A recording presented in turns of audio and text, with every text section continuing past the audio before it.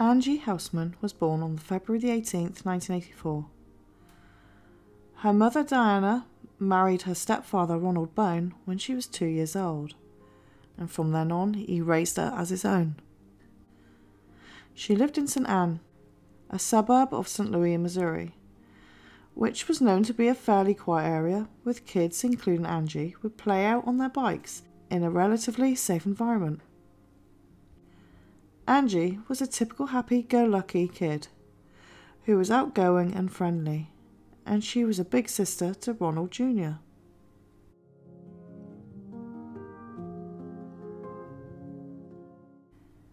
In 1993, Angie was in 4th grade and attended Buddha Elementary School in St. Anne.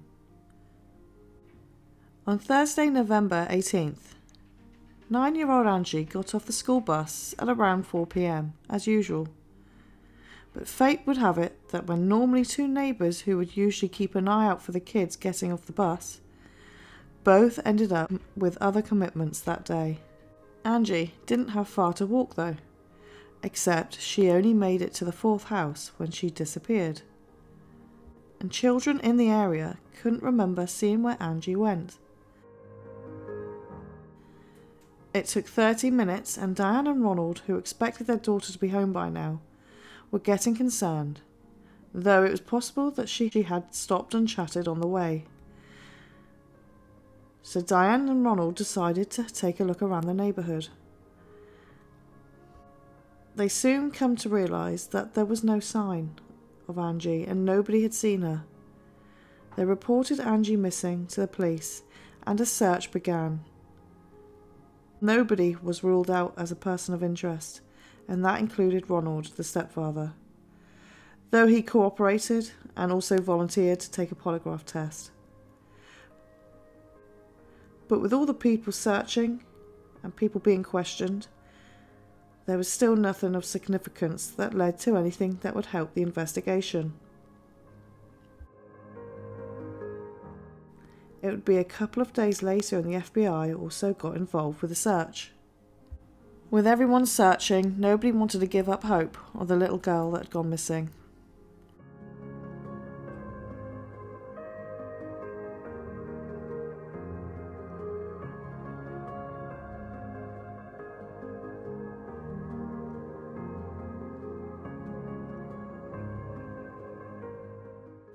But about 9 days later, on Saturday the 27th of November, hunters who were walking through August 8th Bush Conservation Area in Charles County, which was around mid-morning, came across something they had never expected to see. That was a body of a young girl who had been tied to a tree. As you can expect, it was missing Angie Housman. She was nude, with her head covered in duct tape except for her nose. Her hands were handcuffed behind her back, and the left arm was bound to the tree. She had deep cuts to her left and right wrists, including her right thigh area. It was said that the duct tape around the wrist was to stem the flow of bleeding. She was covered in snow and clearly had suffered a torturous sexual assault. Evidence also indicated that Angie was alive right up to the point of being tied to the tree, so had been held captive all those days and then tortured up until then, and she ultimately died from hypothermia just hours before she was found, from freezing temperatures. Evidence from the crime scene, such as the Dollar General store bag, her torn underwear which had the Barbie logo on, which was also used to gag Angie. An autopsy revealed that in the days leading to the death on the 27th, Angie had been violently sexually assaulted, starved and dehydrated.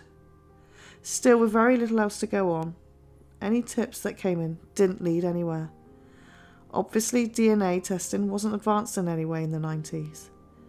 So over the years, the case grew cold, but Angie was never forgotten.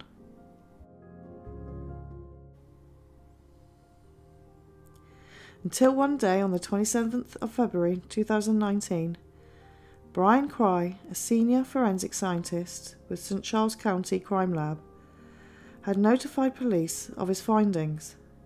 He had analysed the trim underwear that had been found at the crime scene and found a mixture of DNA from two individuals.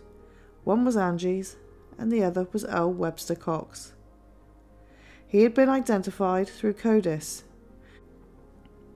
With his consent, his DNA was collected and retested, and the DNA found was only of Earl Cox as the main contributor on that location.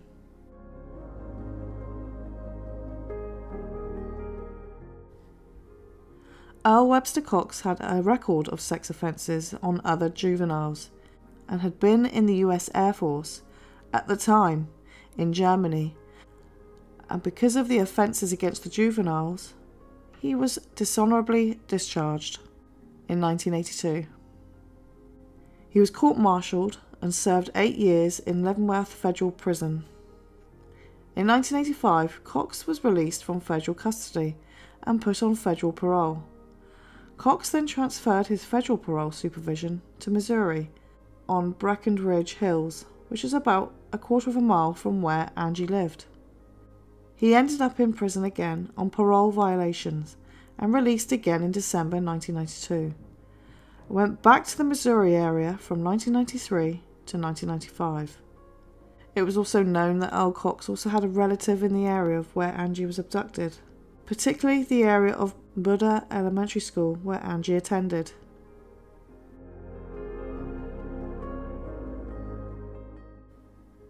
After 26 years, Earl Webster Cox was charged with a murder in first degree, kidnapping in the first degree, and sodomy. Earl Cox was already at this point serving in a federal medical facility in North Carolina.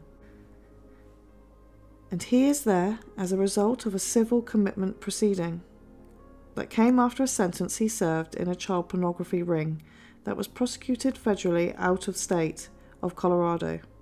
Clearly this man was a danger to the children wherever he went, and carried on his evil acts, and who knows how many other children he killed that hasn't been connected to him. Maybe other cases of missing or murdered children will be solved in the future, as I don't believe that a man who could have done what he did to Angie would have stopped at one murder.